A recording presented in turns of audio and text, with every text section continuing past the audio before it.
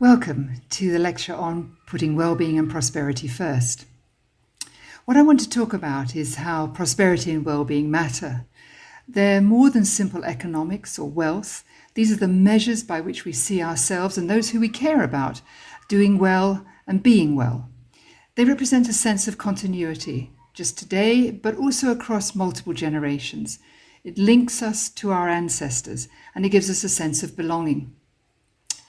Unfortunately, somewhere along the road to today's economy, we've lost our way because we've confabulated prosperity and well-being with ideas of consumerism, of hierarchy, of accumulation. And what we've done is we've actually ignored the constraints that the planet has for us and all of those limitations. In a recent Gresham annual lecture, the Lord Mayor's annual lecture, there was a panel looking at building back better. And it was about the city's role in a green and green-led economic recovery. And Mark Carney and others talked about the importance of green finance linked to climate and nature-based solutions, changing the direction of our economies. But what I would like to do is to really talk about the additional element, which is to build in the links between those kinds of financial investments and how we can design an economy that is with communities and governments working together to build not only social well-being, but also prosperity. They do go hand in hand, prosperity and well-being. But prosperity isn't just simply wealth plus well-being. To prosper is to understand the meaningfulness of our lives in terms of the quality of our lives and our relationships, about the resilience of communities, the sense of individual and collective meaning. As Prince Charles said in his preface to Tim Jackson's book, The Prosperity Without Growth, he talked about tackling the impact of consumerism, which currently depends on this unfettered exploitation of the extraordinary beauty of nature, and really failing to understand and respect the limits that the planet has for us. Now, the concept of the well-being economy as an economy which pursues human and ecological well-being instead of just material growth is really gaining support. And what we can see around the world, certainly since 2018, is a policy debate, and certainly amongst many national governments, about ways that we can achieve this. So looking for guiding principles to design development policies that will also create change and allow us to assess progress. So although the wellbeing economy shares some tenets with the concept of degrowth, what the wellbeing economy does is to be more adaptable to different cultural and economic contexts. And I think because of its forward-looking language, it's really penetrating very successfully into a lot of policy processes and national legislation. And that's really what we're after. So in this paper, I'm going to be looking at some of the key features of the wellbeing economy and show how it relates not only to the postmodern societies, but also to traditional indigenous peoples. And I'm going to be talking about the very practical implementation and the capacity that it has to help us share values. So what I'm arguing for is that this is the framework that is actually going to allow us to underpin well-being and prosperity in the post-COVID world. So when we think about building pathways to prosperity, we have to consider many things. Prosperity itself is poorly articulated in both theoretical and operational terms. When you compare it, for example, to resilience and quality of life and, in some senses, well-being. So we have got indices of prosperity. For example, we started out with the World Bank, which is premised on poverty reduction, income inequality, and shared prosperity. They're looking at the growth in the income or the consumption of the bottom 40% of the population in a country. But there are broader measures which are perhaps better than this narrow focus. For example, the Human Development Index, which measures longevity, education, and income. There's also the Legatum Prosperity Index, which measures economic quality, business environment, governance, personal freedom, social capital, safety and security, education, health, and the natural environment. And then there are a couple of other ones, for example, the Better Life Index, the Social Progress Index, but these are only available for a smaller number of countries. In fact, the Human Development Index and the Legatum have quite a lot in common. But what a lot of the studies of prosperity have in common is that they're dominated by measures which look at prosperity and well-being through the nation's economic productivity and employment and things like household income. So they're looking for this universal definition, just as in well-being, for example, as a state of individual happiness, life satisfaction, absence of anxiety, a sort of feeling that life is worthwhile. But the focus has really been on establishing at the cross-cultural level studies that will create equivalence, will measure equivalence of well-being, of happiness and life satisfaction. And what that has meant is that the different contexts that exist, the ways in which people are experiencing life, the meaning of their lives, the value and the relevance of the concepts to different communities is lost. So prosperity is sometimes represented as the polar opposite of poverty. And that if we're going to design pathways, it's just about bringing people out of poverty. But it is much more than that, because by framing it around poverty, we're just concerning ourselves with material issues. And it's about assets and so on. What we would like to do is to design pathways to prosperity and well-being that talk about the lives of people where we use evidence and knowledge and have this much more holistic and contextual outcome around shared prosperity. So reimagined futures, for example, towards the Sustainable Development Agenda. So it's going to be highly complex, it's going to be highly politicized, new forms of dialogue between societies, and conversations about whose vision of prosperity is going to be put into action and the kind of constraints and trade-offs that need to be negotiated. So a critical question then at the very beginning is, in whose hands should this process of knowledge production lie? Now, at the Institute for Global Prosperity at the University College London, where I also work, we argue that transformative action for shared prosperity and well-being requires a new, more transparent and accountable way of putting knowledge together. We want knowledge that can bridge the gap between expert-led theories and concepts and that diverse, culturally specific meaning that reflects the living experience. So we would like to do something about that by creating measurement frameworks that are developed from a knowledge and understanding about prosperity as a lived experience in ways that allow for action on the ground and meaningfully include even the marginalized communities. So reaching out and giving a voice to people who essentially have rarely had that opportunity. This is particularly important, for example, in refugee camps, in informal settlements around urban areas, and certainly in the rural areas, where quite often the urban poor, the rural poor, suffer disproportionate burdens of environmental and socioeconomic inequalities, and they're often excluded from this macro-level visioning and policies. So, put in a nutshell, the Institute for Global Prosperity's Prosperity Index is different because we are setting out a stage that says we want to have a participatory approach. We want to measure prosperity in communities around the world. And what we've done is we've adopted an innovative process of knowledge co-creation, co-production with communities, and we use a context-specific framework for conceptualizing what prosperity means to those communities. Now, this kind of co-production method is well established in other fields, in international development, humanitarian and resilience building research. But it's not really been used, for example, in traditional societies, in informal settlement dwellers, where their voice is very important. And although it's a very unusual way to operate, it actually brings a deep engagement with all the different perspectives that we will need to create a knowledge base and to build the pathways towards prosperity. What we see then is it kind of rests on an epistemology of knowing that challenges to this unitary vision that we've had before is not going to serve us well. And instead, it embraces knowledge production that comes out of confrontation, juxtaposition of different views, trying to work out and see how we can take forward a worldview that will blend and bring many of these views together. So co-production really marks a point of departure from the sort of more conventional expert-led top-down approach, and it's based on this appreciation of community and individual citizens' views, their knowledge, experiences, preferences and needs, And it definitely looks at how communities can contribute to the improved outcomes rather than just sitting as bystanders.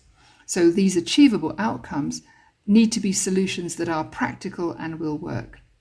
And it has to also target everyone. The welfare of Indigenous peoples, the urban poor, refugees, everyone. So the relevance and utility of this co-produced knowledge goes way beyond the design and provision of just basic services, making sure there are toilets, clean water, and so on.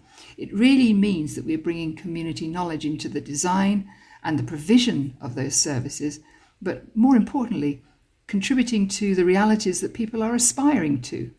So this is about creating a space of inclusion where marginalised and others can really have their voice put into a central role to envisage alternative and, we hope, more just futures. I now want to move on to an actual example to give you an idea of what it looks like to undertake wellbeing research. And I'm going to look specifically at how we've been collecting and developing what's called the Prosperity Index in Dar es Salaam.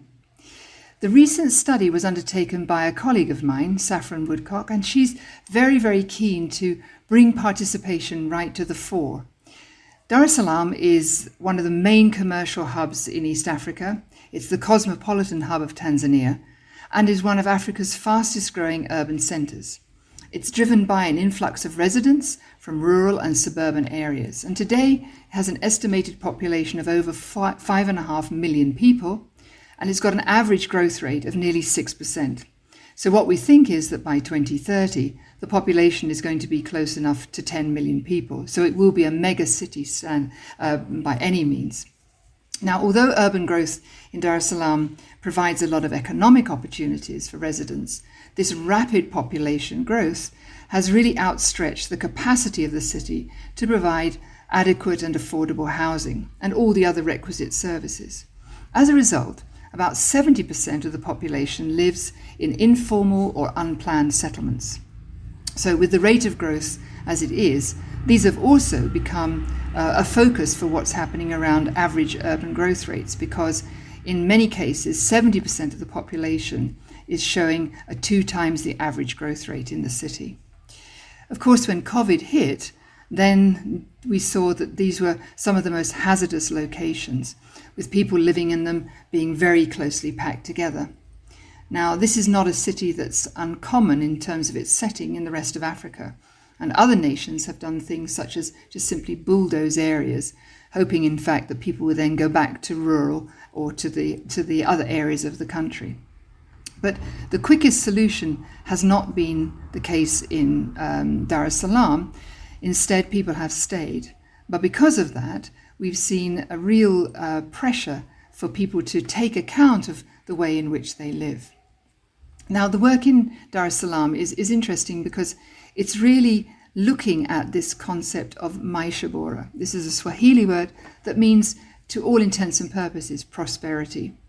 And the top priority items that were identified by the community were good settlements and environment, housing, health, social services, safety and security, good infrastructure and livelihoods. There was also a recognition that community involvement was very important, with lots of community activities, job opportunities, business and entrepreneurship, all in that local area. Interestingly, fines and penalties were also seen as being important, and mobilising information and empowering local leaders to tackle crime directly. And there was also a discussion around freedoms and rights, but crucially, throughout all of this, it was about relationships. When we move on to sort of building the model itself, we use data from community-led discussions to then start to design pathways to prosperity. And a measure of prosperity is, first of all, led from these discussions into understanding what matters, then building a model of the causalities and the interactions, then measuring the areas that matter most, undertaking surveys to give more in-depth evidence, and eventually co-producing a measure or a prosperity index, which can be used then as the basis for decision-making with communities, stakeholders, and governments. Now, prosperity in Dar es Salaam obviously threw up 2 types of things. One were obstacles and the other were opportunities. Some of the major obstacles, of course, included lack of education, low income, lack of autonomy, tenancy life, lack of opportunities, of capital, of business education, money management experience, people not being able to send their children to school, capital for business, laziness, the high cost of living, fines for not paying bills, and having a dependent family. On the other hand, there was a lot around opportunities. So, for example, community action and problem solving was seen as very important. Employment in local industries, hard work and effort, personal agency, being able to save money, and getting support from family with the ability to improve housing.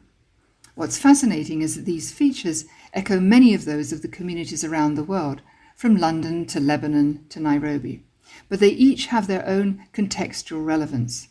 The challenge is to determine whether a global prosperity index can be developed that simultaneously reflects the differences and similarities amongst communities. What is important for Maishabora is gender differences. What is clear and amply demonstrated is that gender makes a difference.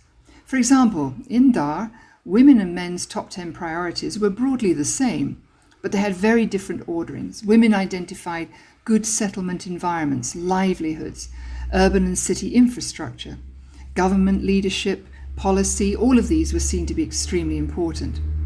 But also flood risk, because many of these settlements are close to areas which could be swept away.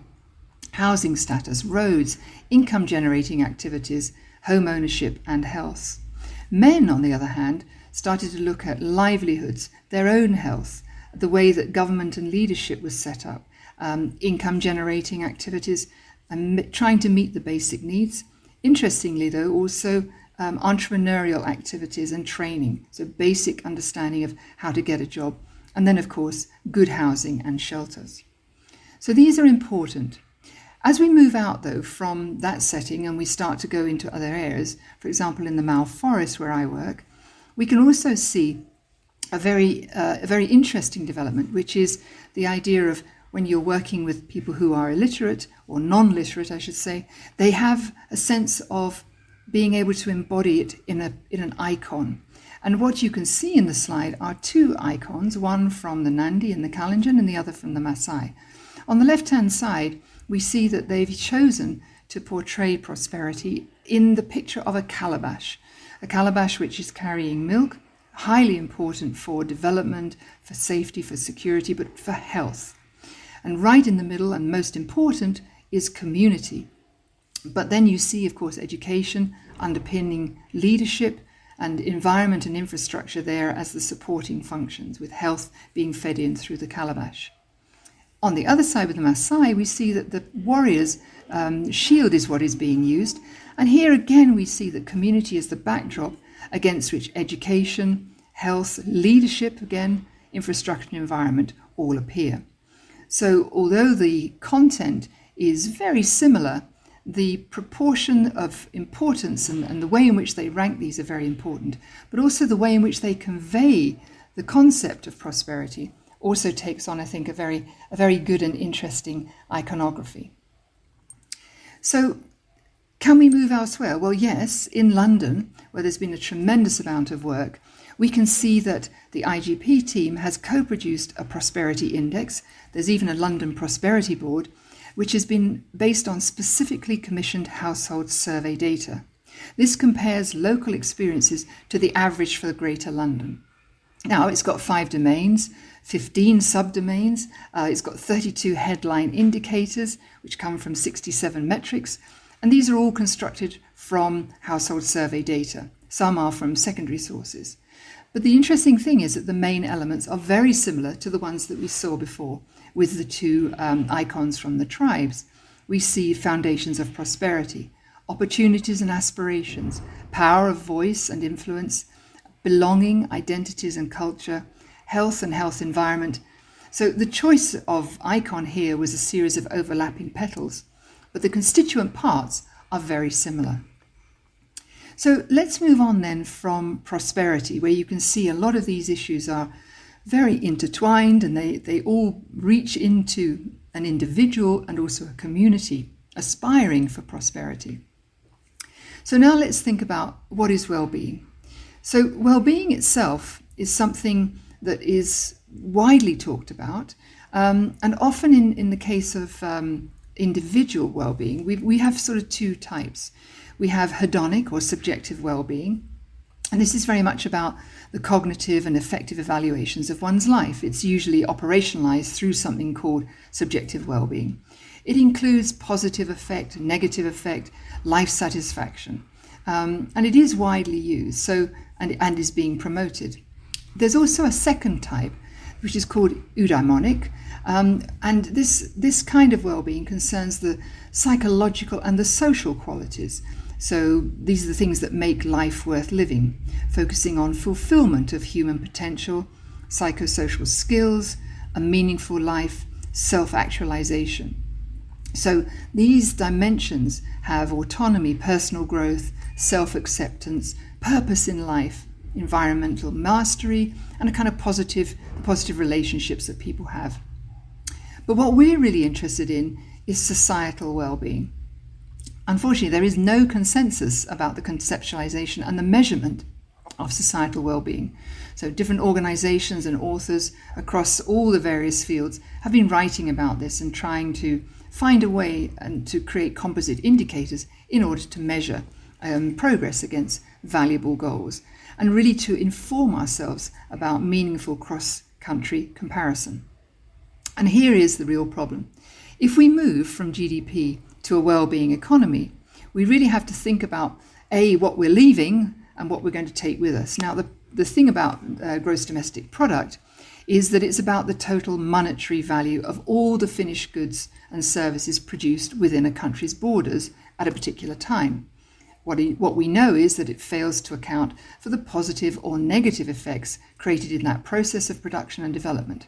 The things that kind of are a challenge to a thriving society and planet at this moment.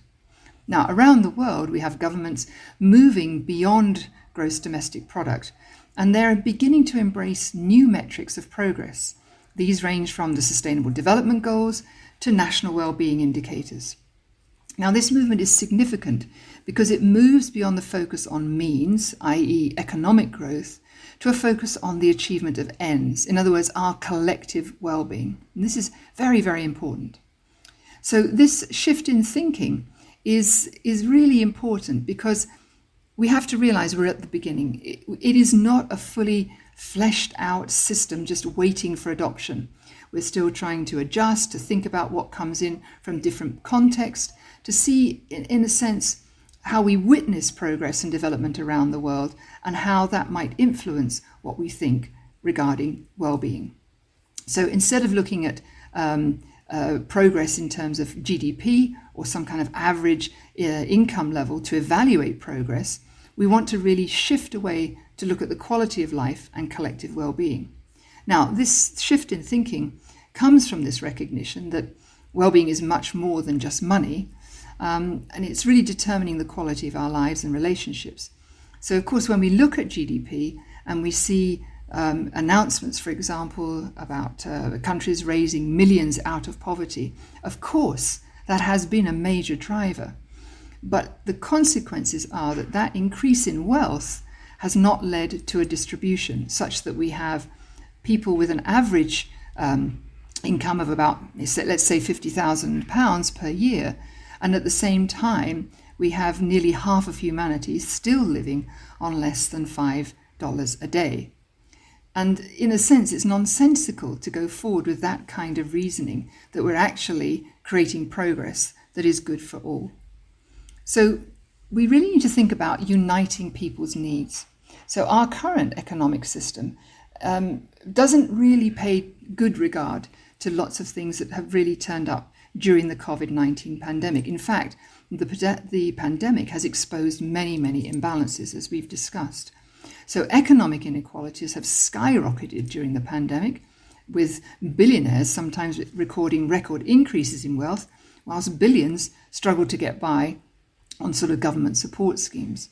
Now, the injustice of the current economic system is leading us towards even more increasing levels of insecurity, of anger, despair, loneliness, And this is really resulting in a lot of social unrest and distrust in governments. So, as we just put dangers of climate change and biodiversity and all these other things on top of that, it means that our collective hesitation to tackle some of the crises head on comes from a fear of the negative impacts from the actions that they will have on the economy. But the economy is just a word we use to describe the way that we produce and provide for one another. And we can change that. We can definitely think about the way that we use the planet's resources and think again around the world what it would take to move ourselves with a sort of clarity of vision, coordinated effort, to move ourselves to an economy that promotes human flourishing on a healthy planet. Now, all around the world, we are seeing policymakers and governments embracing the vision of a well-being economy.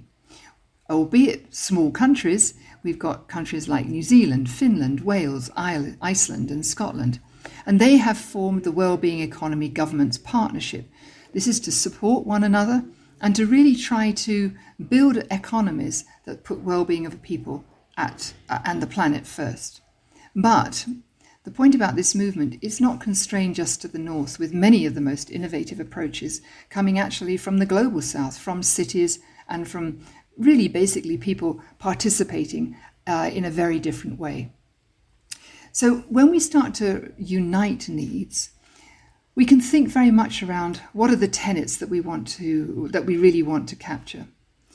In the previous slide, there was a picture of a person dragging a very large sack of money and another person with just asking about getting enough money just to buy groceries. And the question is, where do we sit ourselves in all of that?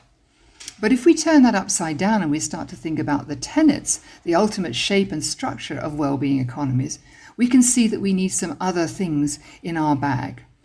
So let me just run through 5 of them. And I think these will give you an idea of where we're going in this conversation. So the first one we want to look at is dignity, where we say that everyone has enough to live in comfort, safety, and happiness. When we think about nature, we think about a restored and safe natural world for all life.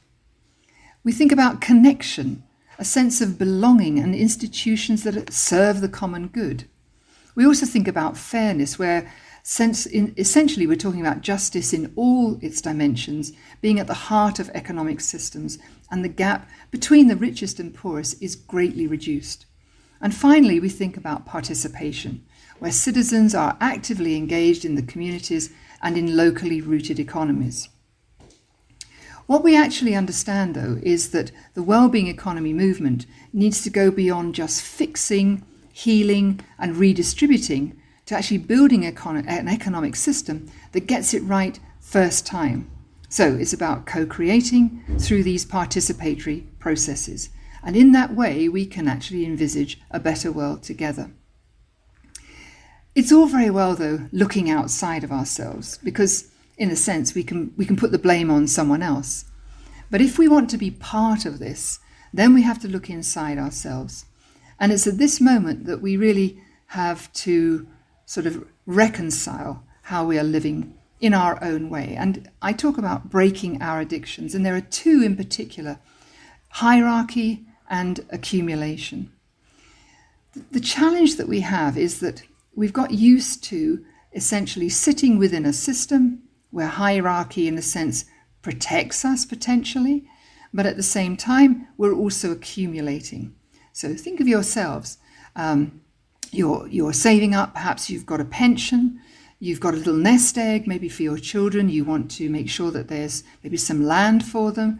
And this idea is to bring goods into the next generation by accumulating. But by accumulating, in a sense, we're really breaking the basic tenet of making sure that there's much more through the participatory process of sharing. So it's a shared prosperity, it's a shared economy. So in a sense, a lot of the barriers towards moving in the direction of the wellbeing economy lie within ourselves, and managing and engaging the economy to ensure dignity and fairness of all means that we have to recognize that. In fact, the measure of our own success is not wealth, but well-being. Now, many people have written about this, and there are a couple I just want to bring your attention to. One is Tim Jackson, who I'm sure some of you will have heard of. He's written a book called Prosperity Without Growth, and the second is Lorenzo Fioramonti. Now, I'd like just to speak a little bit about Lorenzo. He's a great academic. He's worked in the Global South. He's also in Italy. And most importantly, he's served in the government at successive times and is really also a member of Parliament. He worries about his constituents. So he understands the language. But most importantly, his books, which have all been translated, use real life examples. And what he does is he sort of lays bare society's perverse obsession with economic growth.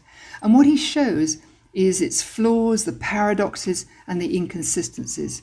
And he basically points out that the pursuit of growth results in more losses than gains, in damage, inequalities, and conflicts.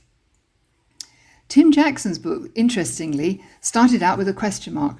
So prosperity without growth, sort of question mark. It became a landmark publication. It's in his second edition. But it's interesting that when it first came out, the sponsor, I think the UK government, wasn't so keen on it.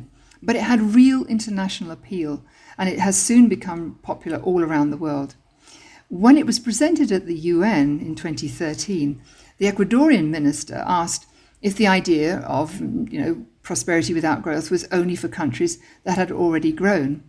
Because as we shall see, his own country has something called buen vivir, and we'll come to that because it's very, very much an idea about solidarity in terms of a change in the growth model.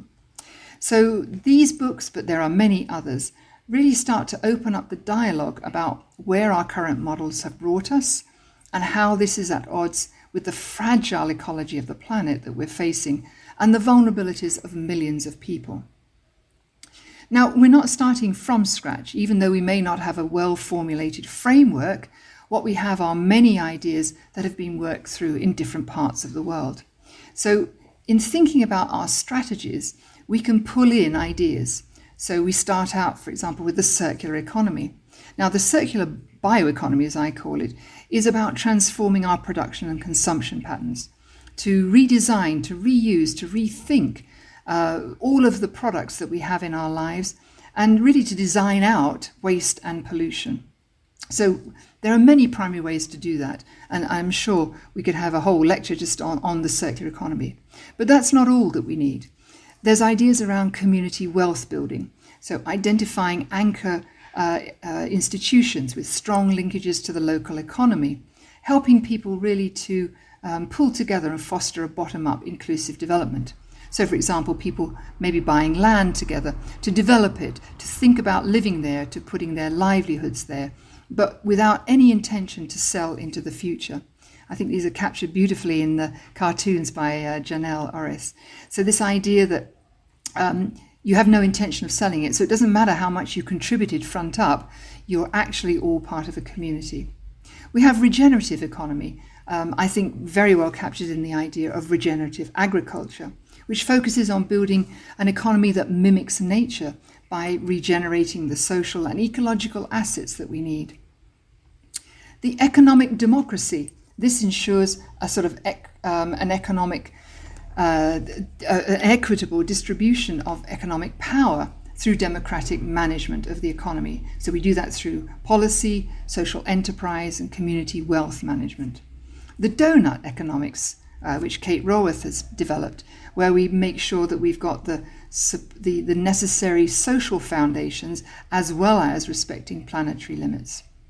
Common good economy, which evaluates business success not by profits, but rather by their contribution to the common good, and it aligns with values of dignity, social justice, environmental sustainability, and transparency. The solidarity economy, which promotes the expansion of economic activities and behaviours that are based on principles of reciprocity, cooperation, and solidarity. The core economy, this recognises central importance of economic activities that occur amongst families, friends, and communities. They're non-monetised, they're driven by values of love, empathy, responsibility, and care. And then finally, the foundational economy. And this advocates the use of public policy to secure the supply of basic goods and services to all people. Now, when we think about those strategies, we still need to have a design, and there are primarily 7 design principles of the wellbeing economy. What we think about is, how do we shape the economy in such a way that we can not just be correcting market failures, but where we're actually going to proactively foster activities and behaviours that are important for our well-being. So we don't want to keep on having small shifts and then fixing. We want to see where we actually need to step to. So we need to enter into a kind of new territory to understand who's there, the existing actors, their actions and behaviours and institutions, and see how we can align those into a well-being vision with its goals. Of course, we're going to have to gather new evidence. We're going to have to really think about this, but imagine that we really are able to pull these together. Now, the seven principles, goal-orientated. So we want to promote the well-being of people and planet. Contextual. There is no one size that fits all. We're all embedded in local values, culture, context, and objectives. Experimental. We certainly don't have all the answers. So the processes that we put in place really encourage this sort of continuous learning, the updating, the experimentation. And this is what's going to foster well-being. Participatory. This is absolutely fundamental. The well-being economy is going to be created through a lot of people engaging in open, creative, and transparent processes. So we want to have diverse communities meaningfully engaging and contributing throughout. Strengths-based. Well, communities do have strengths, and we need to focus on those and bring out the positive aspirations rather than purely mitigating always negative outcomes. We need to have holistic design principles, and finally, we need to be evidence-based, without a doubt. This brings us to what would happen at a local level, at a community level, and it's really understanding what matters. To do this, it's important to identify trusted community institutions or leaders who can actually take the conversations forward. And alongside of that, we need to train policymakers to undertake these open, co-creative policy design processes. They don't come naturally to some people. Because what drives this is when the community is asking powerful questions that support the community's need to identify the positive vision for the future, rather than just simply focusing on existing problems or challenges. It's like we have a lot of waste on the side of the road. Oh, this is causing a health problem and we need to fix it. Well, actually, we need to go up the line and see precisely where that waste is coming from. We need to also ensure considerations of both the current and the long term. So what do we need to do to ensure the future is secured? But at the same time, not locked down in terms of wealth and assets being actually captured by a very small proportion of the population. So how can we create that flow, not only of people, but also of wealth and resources? We need to ask questions on what matters for personal well-being, community well-being, and so on, and the environment, and ask questions to follow up on outcomes and the values underpinning that. And ultimately, we need to identify the core values in a community that relate to these priorities and that can really act as guiding principles to the policy design process. So let's just think about some different types of well-being. In Kenya, we have a number of indigenous peoples that have very, very well articulated well-being processes.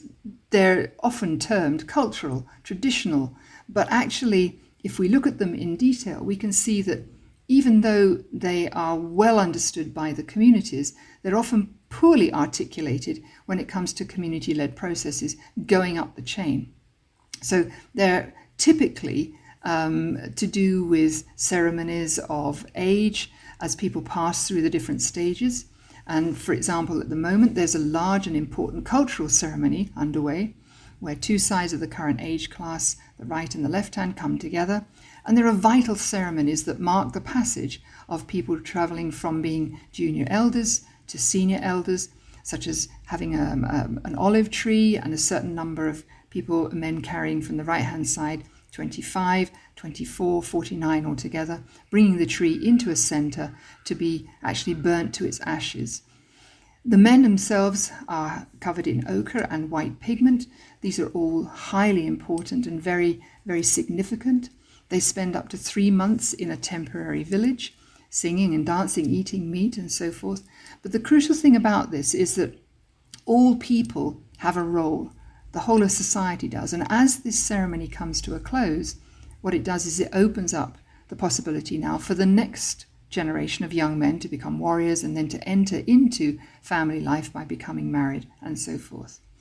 So this is the apogee of well-being and feeling prosperous, because in a sense, it's all coming together.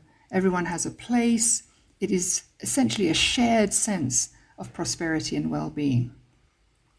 Now, you don't have to go to a tribal or indigenous people to see this.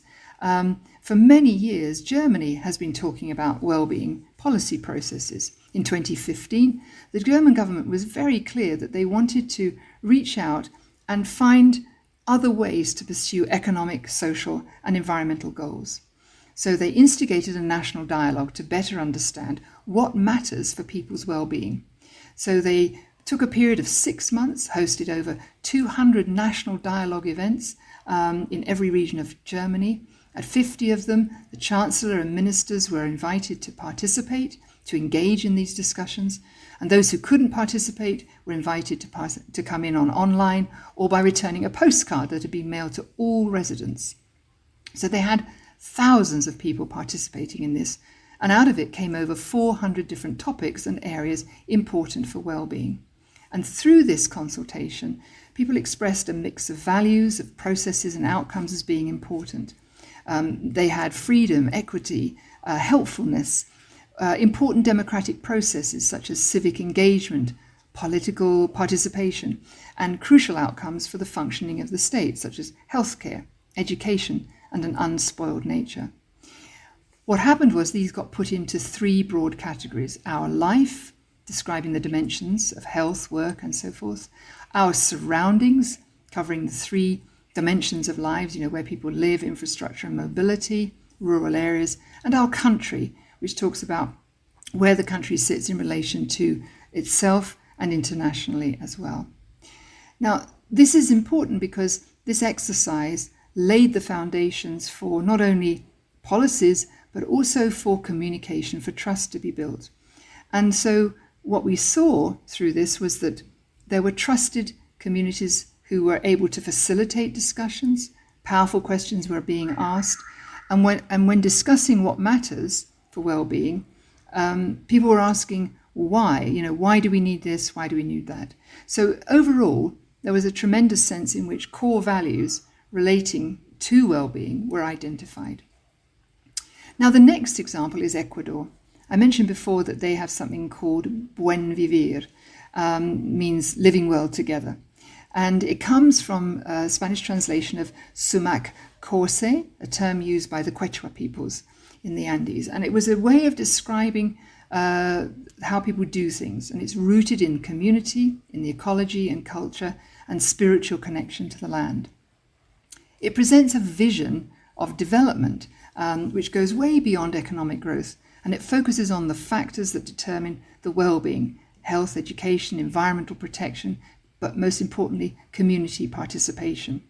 And what they were able to do was to successively create a vision. So they had this well-being vision, which they brought out in 2018, and in that they were able to say, we want a society in which people can satisfy their needs, live and die worthily with social equality and justice, free of violence or discrimination, and achieving individual, social and natural harmony.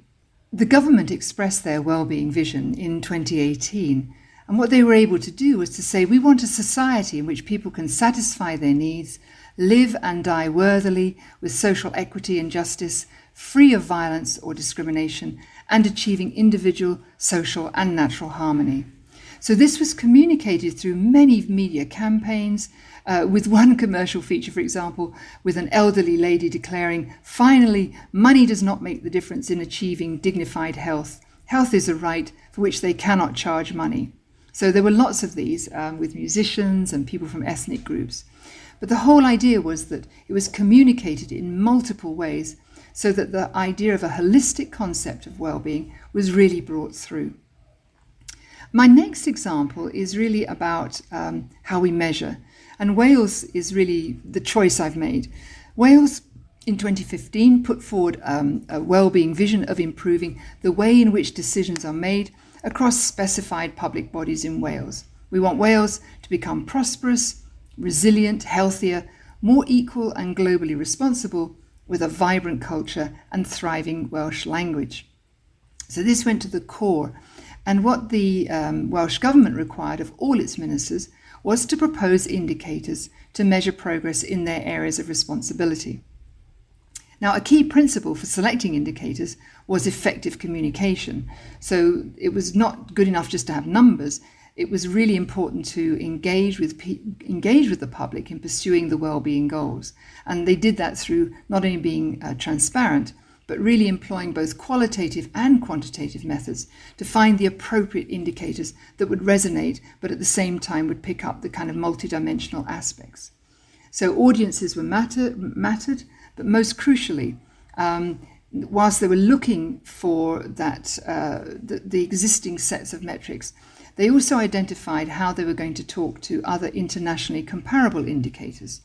So we have a whole basket of them, and it's worth just noting what they are, because measuring well-being can come through the Sustainable Development Goals, Social Progress Index, the Genuine Progress Index, OECD's Wellbeing Framework, Happy Planet Index, Eurostat's Quality of Life Indicators, the Wheel of Wellbeing, Sustainable Wellbeing Index, the Multidimensional Poverty Index, the Wales National Wellbeing Indicators, Thriving Places Index, New Zealand Wellbeing Indicators, the Gallup Wellbeing Index, Humankind Index, Iceland Wellbeing Indicators, Genuine Wealth Accounting. So there's no shortage of both metrics, indicators that one could actually use. But I think the real analysis coming from the community will help to determine which ones are the most appropriate. And in many cases, it might be that we try to blend some of those together.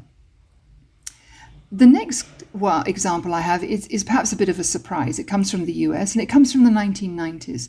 And the state government in Utah instigated a participatory process to look at policy design, and really it was about promoting more inclusive and sustainable growth. Now, they faced a lot of resistance to begin with, but gradually people saw that they had to manage growth.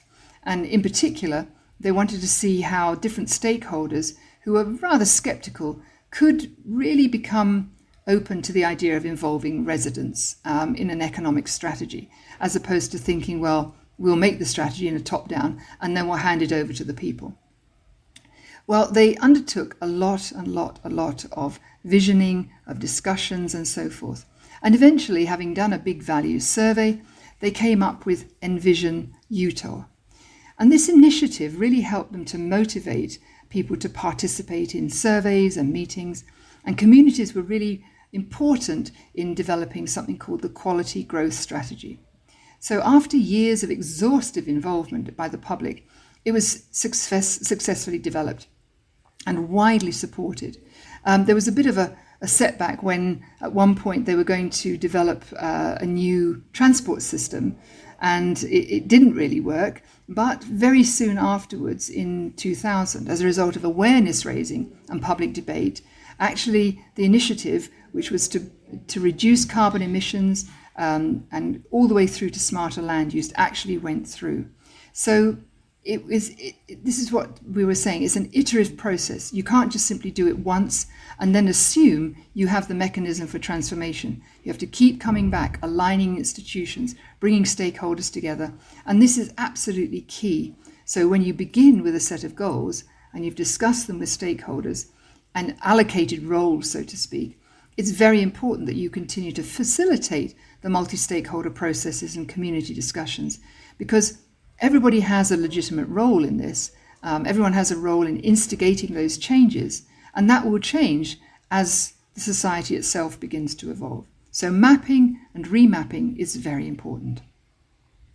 Now let's go to New Zealand. New Zealand had an interesting moment as it was thinking about well-being when it decided to look at the trade-offs between environmental and social well-being goals, because they were particularly concerned in their transition to a zero carbon economy, how it would affect the employment and livelihoods of people working in the oil and gas sector. So they set up a Just Transition Unit in May 2018 to foster a transition towards such a low emissions economy. They wanted it to be fair, equitable and inclusive. They built partnerships which had got objectives, building an understanding of the pathways, identifying and creating new opportunities, new jobs, new skills that would come out of the transition, really to try and understand how the transition might impact different communities, and then how to make choices on the management of these impacts in a way that was just and inclusive. Now, the most important area was around Taranaki, and this is where a lot of the oil and gas activity was happening. So they created the Transition Lead Group, and this group facilitated workshops around the region, looking at through special events, different groups and how they would be affected. In the end, they came together in a summit in May 2019. They brought Kate Rayworth. She's a Wellbeing Economy Alliance ambassador. And following the finalization, they really began to understand that this transition pathway action plan was something which everybody had to participate in. And as a result, they have been able to manage trade-offs and the power dynamics to really develop effective strategies to foster the wellbeing economy.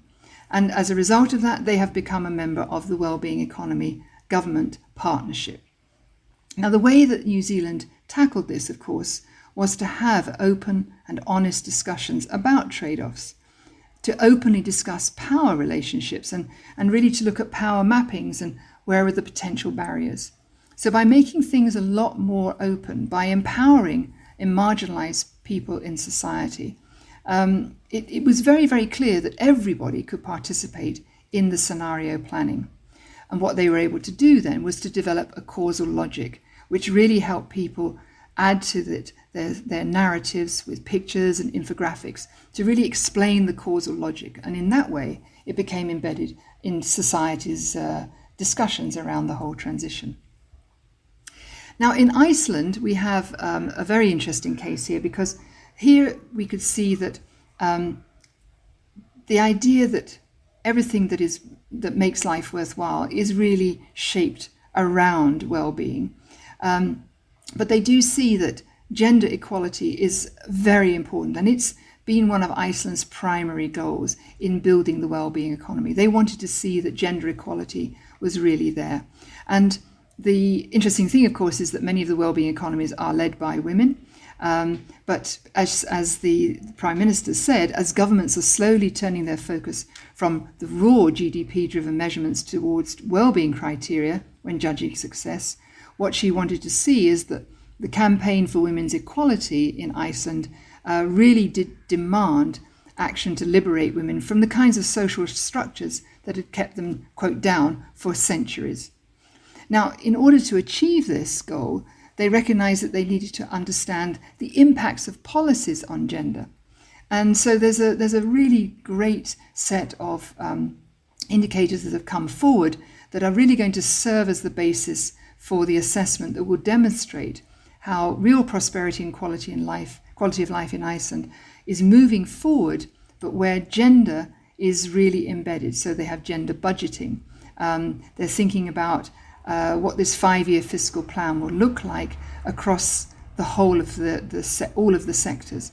And they really see that this is going to be a game changer in terms of delivering Iceland's well-being goals. So that's a kind of another take on this. So they have created a fantastic inventory of policy instruments. They've looked at the external policy environment and constraints, and they've shown how communities have been able to adapt and align policies to their local context. And that's the really critical thing. And what they've been doing is phasing out existing policies that constrain desirable behaviours. So again, iterating through, important. The next country we go to is Scotland. Scotland has really been at the forefront of the Wellbeing Economy Government's partnership, with the First Minister, Nicola, setting out many different aspects of its meaning for Scottish communities.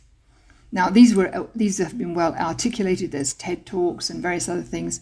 There was the Wealth of Nations meeting last year. So there's enough written, but all around it's about justice, restoration and regeneration of nature, about fairness and dignity, where everyone has enough to live on, and how these can be actually achieved. So although Scotland is a small country, it is poised to accelerate the change that's required by the wellbeing economy. And even with COVID, it seems that they have been able to preserve and keep a lot of the policy processes that had come through the co-creation and the testing and the lobbying by different groups across the country. So that's very impressive. So this idea of a shared ambition is now being also shared with other countries, New Zealand, Iceland, and Wales and Finland, looking at how they can learn from each other's performance, for example, under the COVID setting. Let's now take it down to the city level, because there's exciting things happening there. Edmonton has adopted something called the Genuine Wellbeing Index. It's a bit like a progress indicator, and it was commissioned by the city in 2008. And what it's been able to do is help that city develop a 10-year strategic plan, the way ahead, where Edmonton has actually created sustainability in terms of a quality of life and well-being, and has enabled them, using this wellbeing index, to track overall economic, social health and environmental well-being conditions. It's provided decision makers and citizens with a really great overview of how the city is working. It's offered a context to guide sort of annual budgetary processes, and it's really helped people keep track of municipal capital and operational spending. But the fact that it regularly goes back out for community discussions and decision making is really part of its success. So publishing these assessments, letting everybody see them transparently, using sort of intervention of logic or theory of change in the policy design, and making sure everyone understands that, why are we doing this, and so on. So there's many ways in which we can bring people in, but facilitating discussions around overall well-being does require a very strong evidence base. The next city is Porto Alegre in Brazil, and here we had the possibility through a couple of structures where they have the system of popular citizen participation created in 2009, which includes a wide variety of tools that connects policymakers directly with citizens, and then they sort of talk. So, for example, we have open participatory multi-year planning community meetings, which is very important. We have participatory budgeting, where citizens sort of determine the priority policies and services for the neighbourhood. They've got sort of better neighbourhood projects. They've decided how tax will be put on properties. There's sort of business engagement, the plenary of public services, policymakers out on the street. Every Saturday, the mayor, the vice mayor, the municipal secretaries go up and set up a street stall, obviously not right now, but this is what they were doing, to really open themselves up to hear what the citizens are saying. The mayor goes to the station every Thursday during peak rush hour to meet with people, opens up a space for dialogue, and so forth. They have an agora, which is like a virtual tool which allows people to have a weekly online dialogue on policy issues. So that's between the mayor and the population and the municipal secretaries. And then they have a house of councils. So many ways in which people can deliberate and feel empowered and have their voices heard. Very important to recognize that. So that inclusive series of mechanisms helps people to gather people-centered stories. They kind of think about what they're doing and how others can be encouraged to bring in accountability mechanisms, particularly around funding, is very important. La Paz established neighborhoods of the truth. So in 2005, they began an innovative program. And what the idea was here was to empower and improve the well-being of the very poorest urban communities. And it was really based on the idea of, it came out of a law on popular participation, which really encourages people to get involved and to commit themselves to the development of their community. So they volunteer to be part of the neighborhood community. Now, this is, it's very clear that neighborhoods taking care of themselves still need to be connected together. So even when projects were finalized, and neighbourhood commitments were then being worked out to ensure that there was sort of effective maintenance, like recycling and cleaning and waste reduction and so on. These still needed to be connected to make sure that they really were driving forward poverty reduction, sanitation, education and so on. But at the same time and in parallel, more than 100,000 people have been inspired by this to really bring on the other dimensions of well-being. So through the empowerment, different visions, different ideas about what the future should look like, the legitimacy of who takes forward the message, the adaptability, and ultimately seeing that the achievement of your own well-being is going to be driven by changes in the way that people produce and provide for one another. So these neighbourhoods of truth have really generated effective local action, not only by providing the tools and resources needed, but also by developing communication networks to support transparency and knowledge across the whole of the city. So that sort of brings me towards the end. And there are two just end points, really. One is that you need to evaluate policy impacts around well-being. It's all very well having these policies, but because we are living in such a complex, interconnected and constantly changing world, no matter how visionary and strategic or evidence-based we are, we still need to evaluate. And today, what I can offer is that it's going to be through a process of trial and error, of adaptation and innovation. And only in that way will you find the right policy solutions that best align with your particular context, with the values and objectives. So this process of learning by doing is really about assessing improvements in all kinds of well-being, as well as reflecting and adapting policy design itself. So this iteration is about regularly assessing well-being, identifying best practices and lessons for improvement. Implementing policies, well, as Amina Mohammed says, we have our work cut out for us. But as she says, there is no doubt that together we can get to a world that leaves no one behind. Many governments face challenges when it comes to implementation. There's a huge gap between what was planned and what actually happens on the ground. But many of these challenges can be overcome by engaging with communities, engaging with local communities. And so I really do see that the process of developing strategies and policies, whilst it might begin at some high level with a vision, that vision needs to be developed, co-created, co-produced, co-designed with communities, because then you're going to see the bottom up is driving the transformation in activities and behaviours that we need across all sectors of society. What the exact shape and form of the implementation might be is going to depend on context. And there are some processes that are worth considering, which is empowering localised policy implementation and, of course, participatory monitoring of that implementation, getting people engaged. Now, if you're interested in finding out more, we're going to be launching the Wellbeing Economy Policy Design Guide later this week.